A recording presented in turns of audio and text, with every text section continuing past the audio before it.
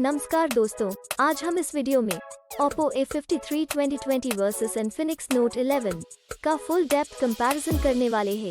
इसके अलावा इसी कीमत में आने वाले दूसरे स्मार्टफोन की जानकारी भी आपको वीडियो के लास्ट में देंगे।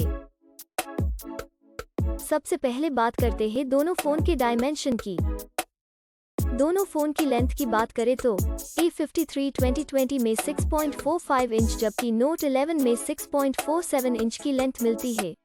विड्थ की बात करें तो A53 2020 में 2.96 इंच जबकि Note 11 में 3.02 इंच की विड्थ मिलती है।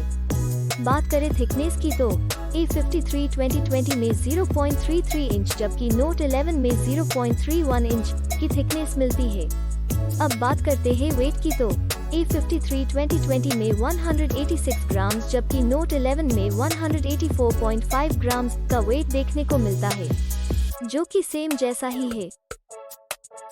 तो चलिए अब हम डिस्प्ले को कंपेयर करते हैं। डिस्प्ले टाइप की बात करें तो A53 2020 में IPS LCD जबकि Note 11 में AMOLED की डिस्प्ले मिलती है। एस्पेक्ट रेशियो दोनों फोन में सेम ही 20:9 मिलता है। डिस्प्ले साइज की बात करें तो A53 2020 में 6.5 इंचेस जबकि Note 11 में 6.7 इंचेस मिलती है। डिस्प्ले रेजोल्यूशन A53 2020 में 720 by 1600 और Note 11 में 1080 by 2400 मिलता है। Screen to body ratio A53 2020 में 82.87% जबकि Note 11 में 86.06% मिलता है। बात करें PPI डेंसिटी की तो A53 2020 में 270 पिक्सल प्रति इंच जबकि Note 11 में 393 पिक्सल प्रति इंच मिलती है। अब देखते हैं डिस्प्ले के अन्य फीचर्स यानी विशेषताएं की, जो कि मोबाइल फोन का महत्वपूर्ण हिस्सा है। अब बात करते हैं सबके पसंदीदा फीचर्स कैमरा की। दोस्तों, सबसे पहले बात करें मेन कैमरा की तो 53-2020 में 3 कैमरा देखने को मिलता है, जिसमें कि wide angle primary camera, depth camera और आखिर में मैक्रोन कैमरा देखने को मिलता है। और Note 11 की बात करें तो इसमें भी हमें 3 कैमरा देखने को मिलता है, जिसमें कि प्राइमरी कैमरा, डेप्थ कैमरा और आखिर में AI लेंस देखने को मिलता है। बात करें वीडियो कैमरा की तो A53 2020 में 8 डिफरेंट टाइप के फीचर्स मिल जाते हैं और Note 11 की बात करें तो उसमें 7 डिफरेंट टाइप के फीचर्स मिल जाते हैं।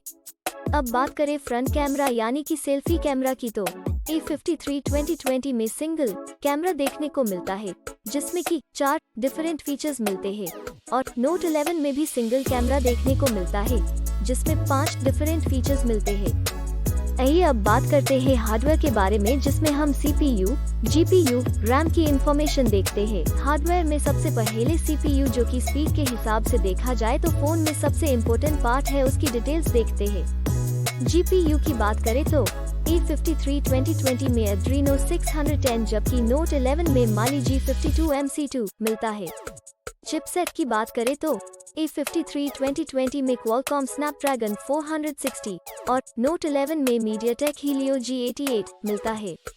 बात करें रैम की तो A53 2020 में 2 वेरिएंट देखने को मिलता है, जिसमें 4 GB 6 GB की रैम मिलती है, जबकि Note 11 में एक ही वेरिएंट देखने को मिलता है, जिसमें 4 GB रैम मिल जाती है।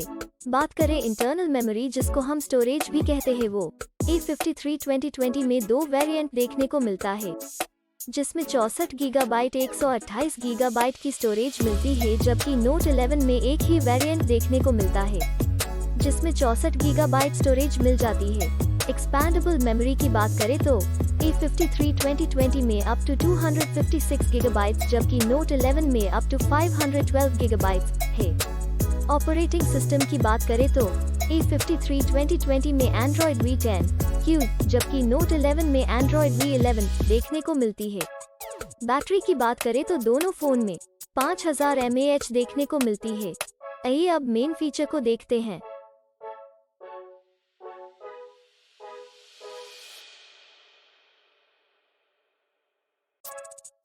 कलर्स की बात करें तो A53 2020 में 3 कलर्स जबकि Note 11 में 2 कलर्स ऑप्शन मिलते हैं।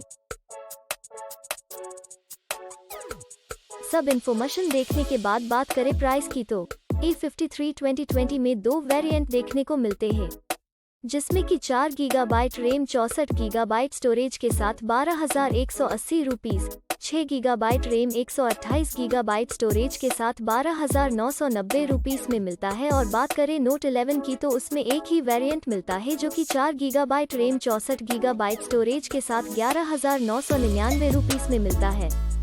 दोस्तों अब बात करते हैं प्रॉन्स एंड कॉन्स यानी कि फायदे और नुकसान की। तो Oppo A53 2020 में 5 फायदे और 4 नुकसान देखने को मिलता है, जबकि बात करें Infinix Note 11 की तो उसमें 7 फायदे और 3 नुकसान देखने को मिलता है।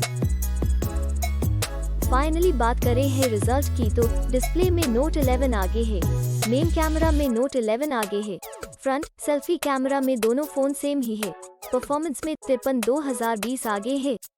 दोस्तों अब हम सेम प्राइस में आने वाले दूसरे फोन को भी देख लेते हैं। पहले कॉम्पिटिटर फोन की बात करें तो उसमें Realme C11 है, दूसरा Xiaomi Poco C3 है, तीसरा Moto G9 है और लास्ट कॉम्पिटिटर फोन की बात करें तो उसमें Vivo Y12s है। और ये सारे फोन की डिटेल्स आपको डिस्क्रिप्शन में मिल जाएगी। दोस्तों अगर आपको ये वीडियो अच्छा लगा है या आपके किसी भी काम में आया है तो प्लीज लाइक करना मत भूलना।